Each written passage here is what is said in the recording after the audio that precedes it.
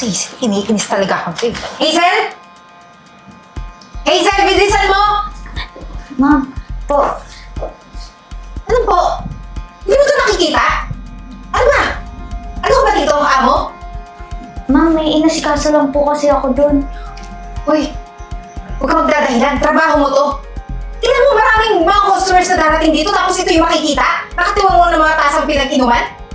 Mag-isip ka. Ma'am, pasensya na po kasi may inasikaso lang po talaga ako. Ikaw ang tigas ng ulo mo. Sinabi ko huwag ka na magrarason. Ito, bigpitin mo to kasi pag may customer na pumunta dito at nakita to, mandidire. Ano? Gusto mong malugi tong restaurant na to? Dahil sa'yo? Mawalan ako ng trabaho na dahil sa'yo? I'm sorry po. Gagawin ko naman po eh. O ano pang hinihintay mo? Bilisan mo na! Isa na yung customer, papasok na! Okay, Hindi ako. Ang tanga-tanga mo talaga. Bakit ka dito kinuha? Bagal pa ng kilos. Yun na po. Alis na!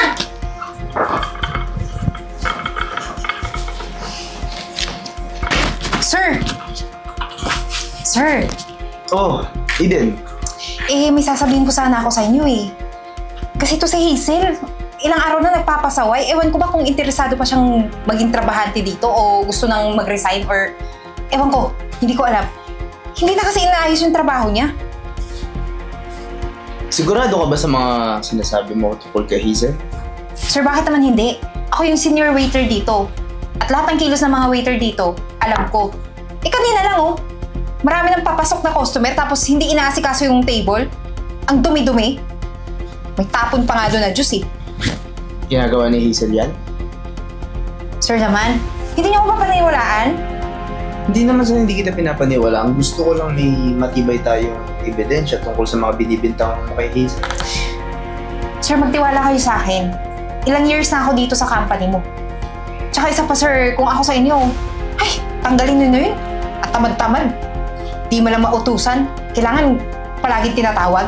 Hindi nagkukusa, walang initiative. Eden, dahil ikaw naman yung senior waitress ko dito sa restaurant ko, malaki tiwala ako sa'yo. Pero tungkol dyan kay Hazel, ako nang bahala. Sige na. Dapat lang sir, magtiwala kayo sa akin. Tsaka isang pang palpak ng babaeng yun. Isusumbong ko sa inyo para mapatanggal na sinasayang ng pasahod sa kanya. Sige na po. Sige na. Ako nang bahala. Hoy! Alam mo, babalaan lang kita ha. May taning na yung trabaho mo dito. Ma'am, ano pong ibig niyo sabihin? Siyempre, isang palpak mo lang, wala ka na. Masisisante ka dito. Kaya ayusin mo yung trabaho mo. Ma'am, ginagampanan ko naman po ng ayos yung trabaho ko. Tsaka wala naman po akong maling ginagawa eh. Ginagampanan mo? Sigurado ka ba? Hindi ako bulag, Hazel. Ang tamad mo nga eh. Tingnan mo. Ang dami ng customers naghihintay doon. Hanggang ngayon nandito ka pa rin. Eh ma'am, dadalhin ko naman na po ito dapat eh. Kaso dumating po kayo. Ah, ganun? Ako ba talaga yung sinisisi mo? Ha? Ma'am, hindi naman po. Hoy, bilisan mo yung kilos mo. Kasi kapag nakatanggap ka ng sahod, di ba ang bilis mo rin kunin? Dadalhin ko na po. Bilis!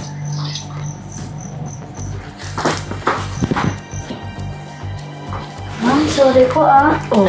Ay! Ano? Paano ka ba? Ma'am, okay lang po ba kayo? Oh, ikaw ang okay lang ba? Sorry po. O, di ba? Tatanga-tanga ka. Pinapahiya mo pa tong restaurant sa customer natin. Anong klaseng customer service meron ka?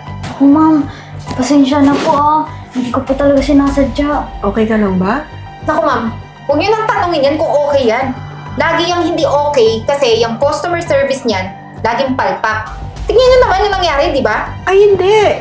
Kasi nakita ko tinulak mo naman siya. Ay ma'am, ako pinagbibintangan niyo. For your information, ako yung head ng mga waitress dito. Alam mo, miss, matanda lang ako pero malinaw pa yung mata ko. Kitang-kita ko nung tinulak mo siya. Ma'am, please lang, huwag niyong kakampihan to. Kasi marami na tong records na palpak yung performance niya kahit sinong customer ang makaharap niya. Kaya ito, huwag niyo tong kampihan. Kasi ito malapit na tong ma-terminate. Dahil ito na yung last na araw niya dito. Diba? Kaya ikaw, naku, dahil siya, ako na yung magte-terminate pala. Susumbong na talaga kita kasi, ha? Nagkakasama talaga. Ano? Masarap sa feelings, diba? Na mawawalan ka ng trabaho dahil sa katangahan mo. Ilang beses na kita sinabihan. Ano ngayon? Tignan mo. Wala na yung customer. Paano babayaran yan? Yan, ikakaltas ko yung sa sweldo mo bago ka mawala dito. Ma'am, ikaltas na lang po sa sahod ko po. Mabuti hindi ka tanga sa part na to. Siyempre, ikakaltas ko yung sa sahod mo. Eden! Anong nangyayari dyan? Pumunta nga kayo dito sa office? Mandaas.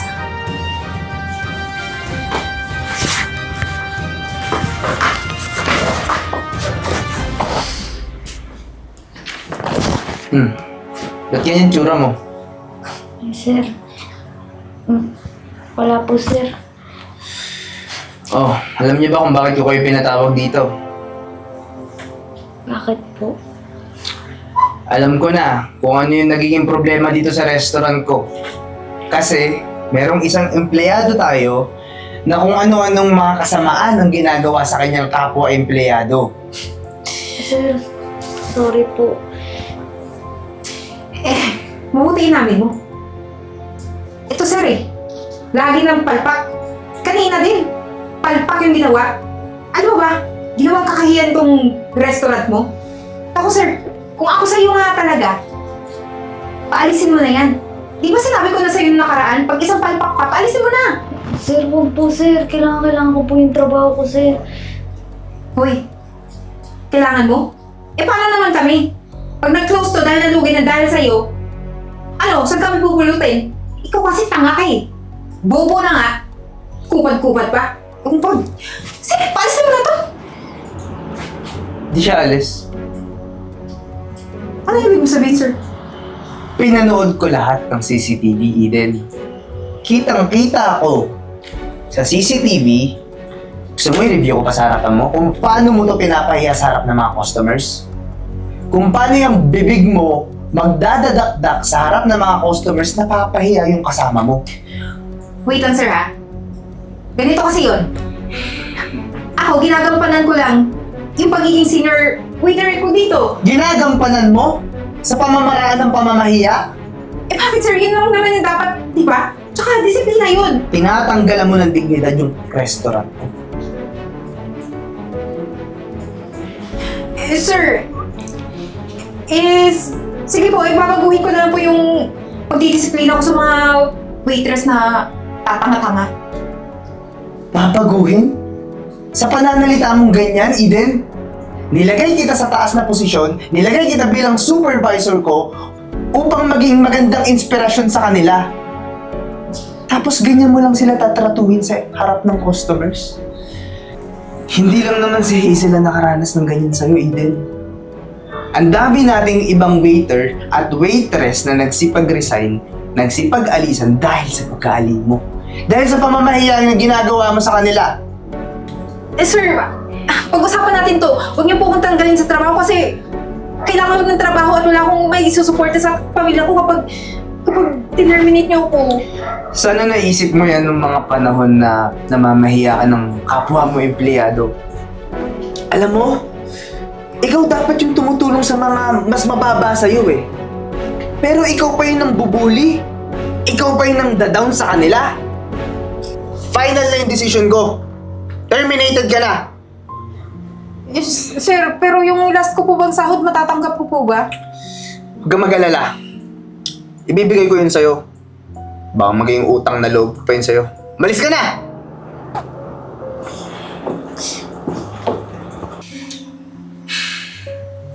Ay, Hazel. Pasensya ka na, ngayon ko lang nalaman yung mga nangyari sa inyo at sa mga iba pa nating waiter na umalis na dito dahil sa pambubuli ni Eden. Ako, sir, buti na lang po. Tinanggal niyo na po siya. Baka po kasi ulitin niya pa po yun sa ibang magtatrabaho pa po dito. Kamusta ka naman? Okay naman ako, sir. Lalo't wala na po siya. Habang nire-review ko yung CCTV, nire-review ko na rin yung mga dati mong performance. Wala naman akong masabi kasi yung mga customers natin nagbibigay sa'yo ng tip, tapos after nila kumain, may mga survey ako na pinapadala.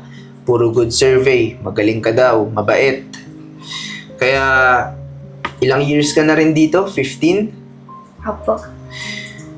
Ikaw pala yung sumunod na matagal ditong empleyado kay Eden. Kaya, ikaw na yung papalit sa kanya. Ikaw na yung bago kong supervisor. Ako, sir. Thank you po. Malaking tulong po yun. Matutuwa po yung pamilya ko po sa akin. Thank you po. Oh, lalo mo pang pagbutihin ah.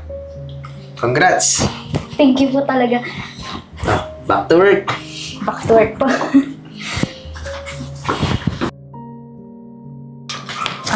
Ma'am, ito na po yung... Eden.